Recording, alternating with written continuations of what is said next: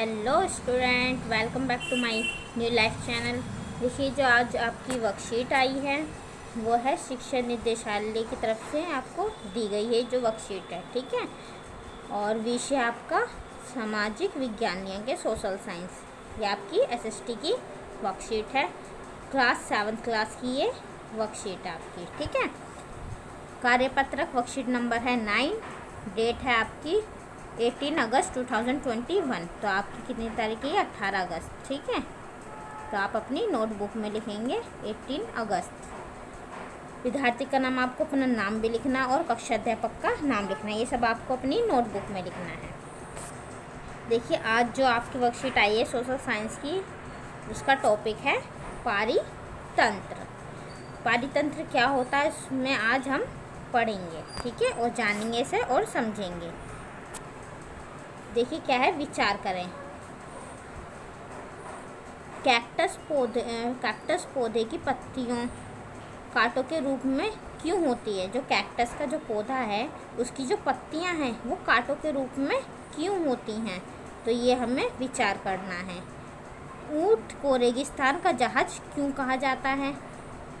कमल के पौधे की पत्तियां चपटी क्यों होती हैं? मेंढक पानी के पास क्यों पाए जाते हैं? तटीय क्षेत्रों में रहने वाले लोगों के भोजन का मुख्य भाग मछली क्यों है? तो ये सब आज हम इस पर विचार करेंगे, इसे जानेंगे। तो चलिए वर्कशीट स्टार्ट करते हैं। विभिन्न स्थानों पर पाए जाने वाले जीव जंतु, वनस्पति एवं लोगों के रहन सहन के तरीके भिन्न होते हैं। देखिए, विभिन्न जो स्थान होते हैं, अलग अलग जो स्थान होते हैं, वहाँ पे जो जीव जंतु होते हैं, वनस्पति यानी कि पेड़ पौधे, और लोगों के रहन सहन के तरीके क्या होते हैं? अलग अलग होते हैं, ठीक है। सभी पेड़ पौधे, जीव जंतु एवं मानव अपने आसपास के पर्यावरण के बीच का संबंध ही पारितंत्र का निर्माण करता है। देखिए, पारितंत्र किसे कहते हैं? जिसमें पेड़ पौधे, जीव जंतु और मानव ये सब आपस में रहते हैं। इनके प्रति जो अनुक्रियाएं होती हैं, ठीक है, पेड़ पौधे, जीव जंतु और मानव के बीच जो अनुक्रियाएं होती हैं उनको क्या कहते हैं?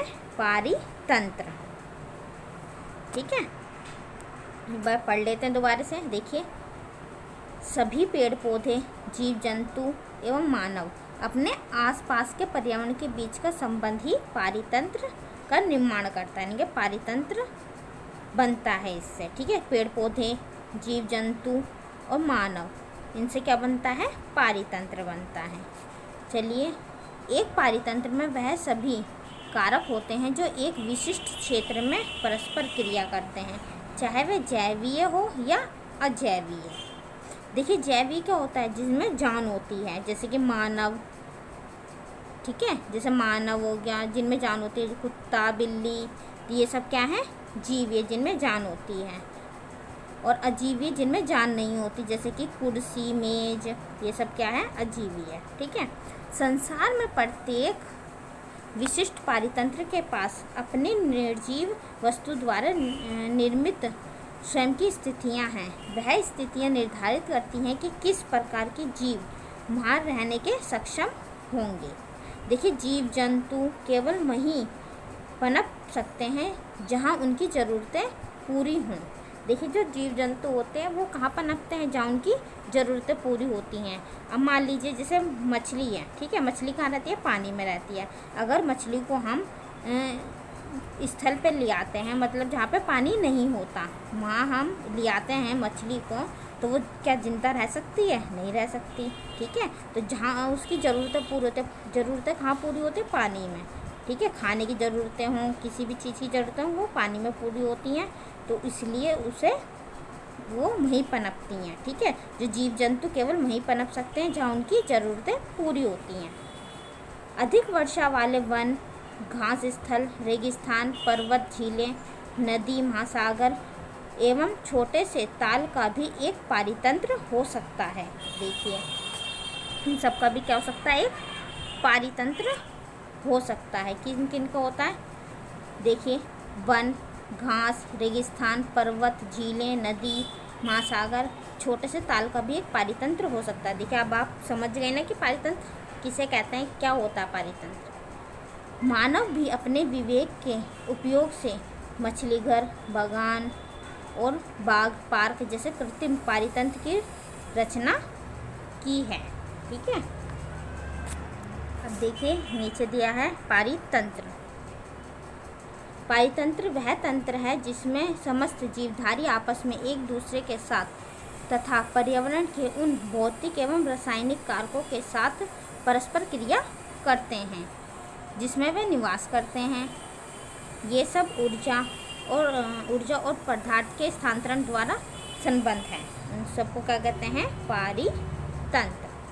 अब आपको क्लियर हो गया होगा कि पारितंत्र किसे कहते हैं। देखिए चलिए आप क्वेश्चन करते हैं। क्वेश्चन आंसर निम्नलिखित प्रश्नों को उत्तर दीजिए। पहला है आपको पारितंत्र कैसे बनता है, तो इसका आपको आंसर लिखना है। देखिए ये है इसका आंसर, यहाँ से यहाँ तक आंसर नंबर 1। तो आप क्या लिखेंगे, उत्तर नंबर 1, उत्तर 1। ठीक है, तो कहाँ से लिखेंगे, यहाँ से। पारितंत्र वह तंत्र जिसमें समस्त जीवधारी आपस में एक दूसरे के साथ और पर्यावरण के उन भौतिक एवं रासायनिक कारकों के साथ परस्पर क्रिया करते हैं जिसमें वे निवास करते हैं। ये सब ऊर्जा और पदार्थ के स्थानांतरण द्वारा संबद्ध है। ठीक है, तो ये आप यहाँ से यहाँ तक करेंगे, आंसर नंबर 1।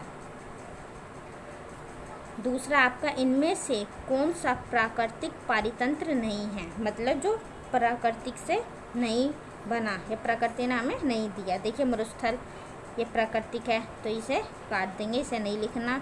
वन ये भी नहीं है, समुद्र ये भी नहीं है। अब देखिए पार्क, जो पार्क है ये आएगा यहाँ पे राइट। ठीक है, तो प्राकृतिक इनमें से कौन सा, जो पार्क है वो प्राकृतिक पारितंत्र नहीं है। ठीक है, तो आपको पार्क लिखना है इसमें, दूसरे में। तीसरा आपका, दिए हुए संकेतों की सहायता से पारितंत्र को पहचानिए। देखिए इसमें क्या, मछली, पानी, कमल का फूल।